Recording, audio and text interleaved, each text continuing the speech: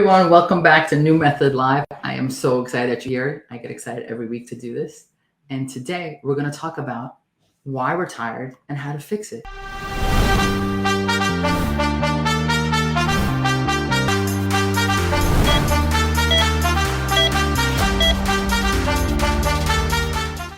Right? So how many of you out here are exhausted all the time? Yeah?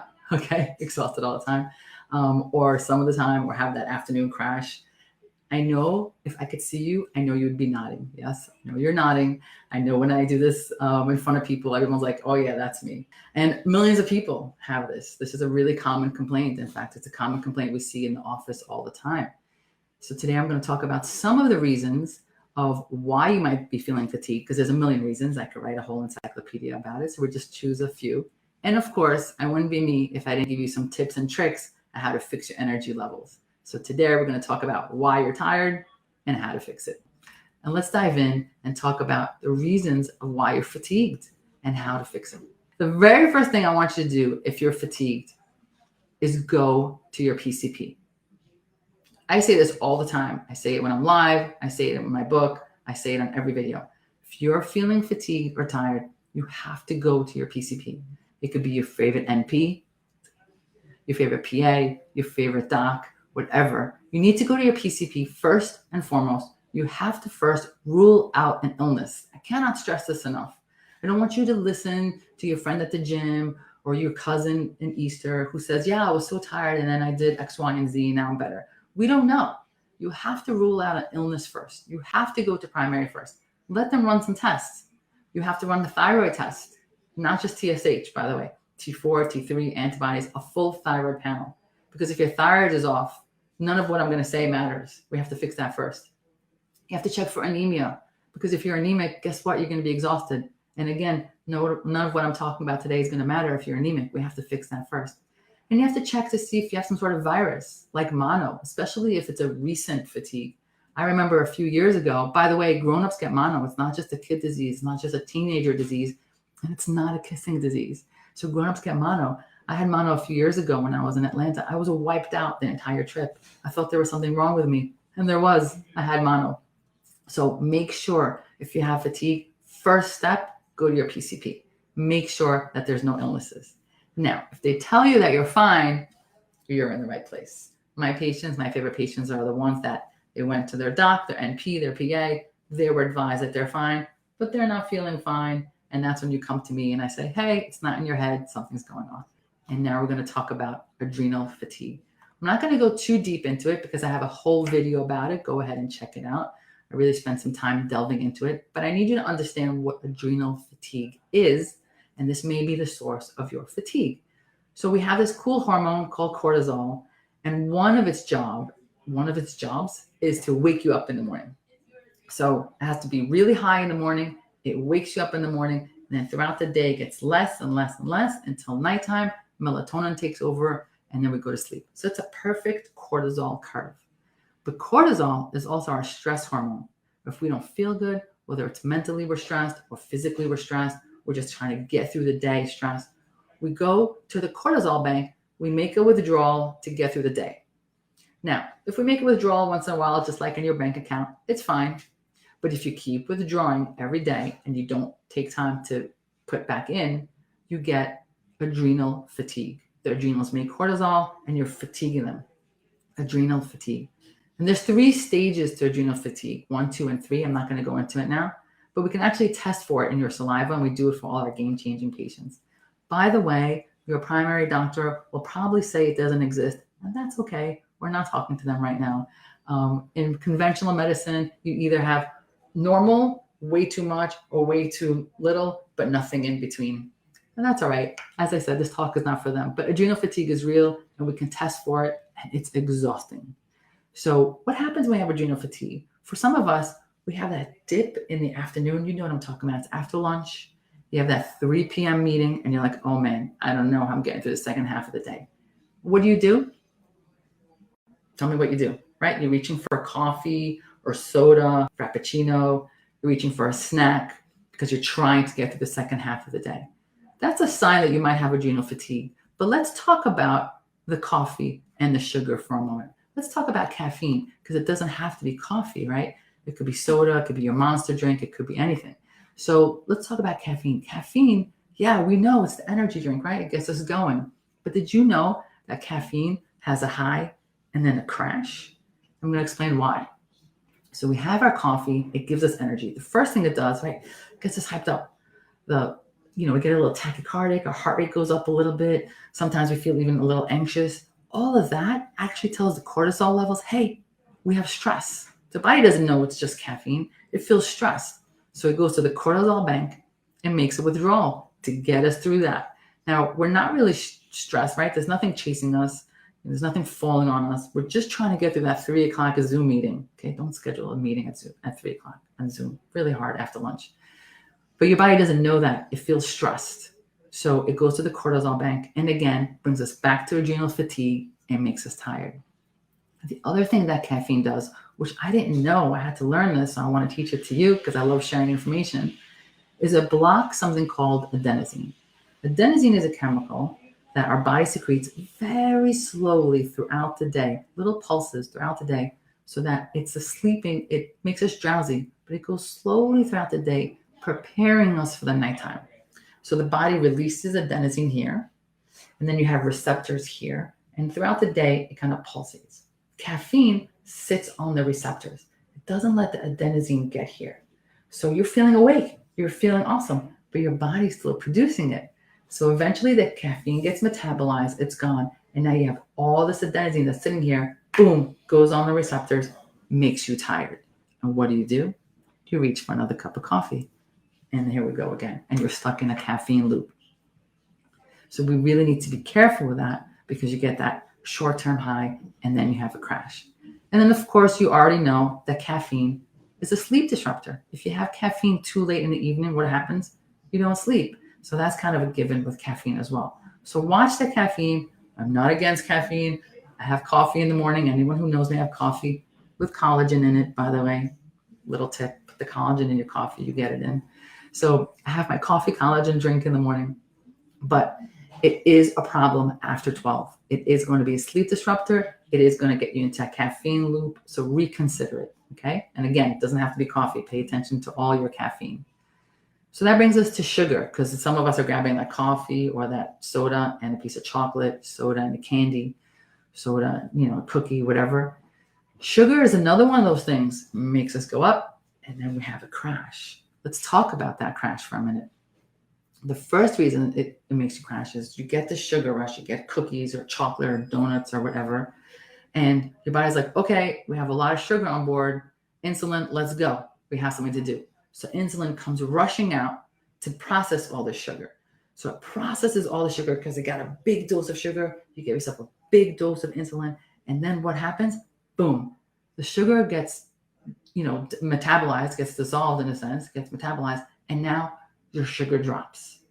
And when your sugar drops, it's actually worse than caffeine. It's actually a sedative. It's actually exhausting. So what do? You reach for more sugar. And now you're stuck in this loop. More sugar, insulin, drop. More sugar, insulin, drop. And you're just like riding this wave of like fake energy and then a drop, fake energy and then a drop. And remember, when I say sugar, I don't just mean sugar or candy. It could be pasta, it could be a sandwich, it could be, anything with carbs in it. It's going to get processed when it's heavy, when it's a big load of it. It's going to get processed by the insulin and then leave you in a crash. So now let's talk about the things we can do for energy. We talked about adrenal fatigue. We talked about that coffee and sugar is not the answer. So what is the answer that will help me not feel so fatigued? Let me see. What's a really good way not to feel tired? Let me see. Can you think of one? How about sleep? How about actually sleeping at night? Yeah? Wouldn't that be cool? Like, are you exhausted at 3 p.m. but you didn't sleep at all last night? Like, what are you expecting from your body? And that happens a lot because we talk about diet and we talk about exercise, but we don't talk about sleep a lot. And sleep, in fact, we actually say, oh, if you really want to be successful, you have to wake up at 4 a.m. and get your stuff done, or really successful people don't sleep. And there's like this whole kind of, world around, if you're really strong, you don't need sleep. That's all garbage. You have to sleep. In fact, you need to prioritize sleep just as much as you prioritize diet and exercise. The problem is we don't prioritize it. We don't think about sleep until we're in bed. And we don't think about everything we did throughout the day. So you have to prioritize sleep. Don't have the stimulants late in the afternoon, because then you won't sleep. Make sure your evening is sleep inducive. It's not a time to have a big dessert. It's not a time to do a crazy workout. It's not a time to get into a heated political debate with someone. It's not a time to watch something agitating or scary. Make sure your evening is creating an environment so you can fall asleep. So prioritizing sleep is kind of like the duh moment about how you get my energy. Okay. So how do you get my energy? Sleep. And now let's talk about something else that can give us energy instead of coffee and sugar. Okay. Cold showers. Yeah, this is a hard one. I'm still getting used to it. My wife's a champ at this. God bless her. God bless you, honey. I end up talking about you every time I do a live. So cold showers. Cold showers in the morning. And by the way, it doesn't have to be a full cold shower. You take a regular shower, you do your thing, you do your hair, you do whatever.